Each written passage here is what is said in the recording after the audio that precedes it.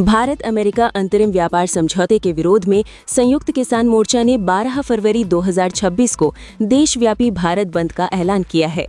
किसान संगठनों का कहना है कि ये समझौता भारतीय कृषि और डेयरी सेक्टर के लिए नुकसानदेह साबित हो सकता है, जबकि केंद्र सरकार का दावा है कि किसानों के हित पूरी तरह सुरक्षित हैं। देश भर में इस बंद को लेकर किसान संगठनों ने तैयारियां तेज कर दी हैं और कई राज्यों में रैलियों और प्रदर्शन की योजना बनाई गई है। देखिए ये विस्तृत रिपोर्ट। संयुक्त किसान मोर्चा ने भारत अमेरिका अंतरिम व्यापार समझौते के खिलाफ मोर्चा खोलते हुए 12 फरवरी को भारत बंद का आह्वान किया है। संगठन का आरोप है कि इस समझौते से भारतीय बाजार सस्ते अमेरिकी कृषि उत्पादों के लिए खुल सकता है, जिससे देश के छोटे और मध्यम किसान आर्थिक रूप से प्रभावित होंगे।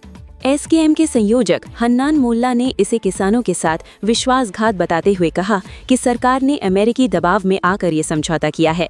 उनका कहना है कि यदि सस्ते विदेशी कृषि उत्पाद भारत में आए तो घरेलू किसानों की फसल का उचित दाम मिलना मुश्किल हो जाएगा। उन्होंने केंद्रीय वाणिज्य मंत्री पीयूष गोयल से इस्तीफे की मांग भी की है। संयुक्त किसान मोर्चा ने 4 फरवरी से 11 फरवरी तक देश भर में किसानों को लामबंद करने के लिए अभियान चलाने का ऐलान किया था। इस दौरान गांव-गांव बैठकों, ट्रैक्टर रैलियों और जनसभाओं के जरिए किसानों को बंद में शामिल होने की अपील की जा रही है। 12 फरवरी को सड़क जाम, प्रदर्शन और धरनों की भी योजना बनाई जा रही है। वहीं केंद्र सरकार ने किसान संगठनों के आरोपों को खारिज किया है। केंद्रीय वाणिज्य एवं उद्योग मंत्री पीयूष गोयल ने स्पष्ट किया है कि भारत अमेरिका अंतरिम व्यापार समझौते में किसानों और डेयरी सेक्टर के हितों का पूरा ध्यान रखा गया है। उन्होंने कहा कि दूध, घी, मक्खन, चीज, दही जैसे डेयरी उत्पादों को टैरिफ रियायत से बाहर रखा गया है, ताकि विदेशी उत्पाद भारतीय बाजार में प्रतिस्पर्धा न बढ़ा सकें। इसके अलावा गेहूं, चावल, मक्का, ज्वार, जौ, ओट्स और अन्य मोटे अनाज को भी किसी प्रकार की रियायत नहीं दी गई है। कई सब्जियां, फ्रोजन फूड और काली मिर्च, जीरा, हल्दी, अदरक, धनिया और सरसों जैसे मसालों को भी संरक्षण सूची में रखा गया है। सरकार का कहना है कि समझौते के तहत आनुवांशिक रूप से संशोधित यानी जीएम खाद्य उत्पादों को अनुमति नहीं दी जाएगी।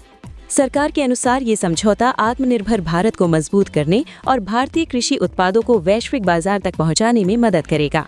हालांकि किसान संगठन सरकार के इन दावों से सहमत नहीं हैं और वे इसे कृषि क्षेत्र के लिए खतरा बता रहे हैं। 12 फरवरी के भारत बंद को लेकर कई राज्यों में प्रशासन अलर्ट मोड पर है। आशंका है कि कुछ स्थानों पर सड़क और बाजार प्रभावित हो सकते हैं। हालांकि बंद का असर कितना व्यापक होगा, ये 12 फरवरी को ही स्पष्ट हो पाएगा। फिलहाल पूरे देश की नज़र इस प्रस्तावित भारत बंद पर टिकी है। जहां एक ओर किसान संगठन सड़कों पर उतरने की तैयारी में है, वहीं सरकार अपने रुख पर कायम है। आदर्श न्यूज़ ब्यूरो।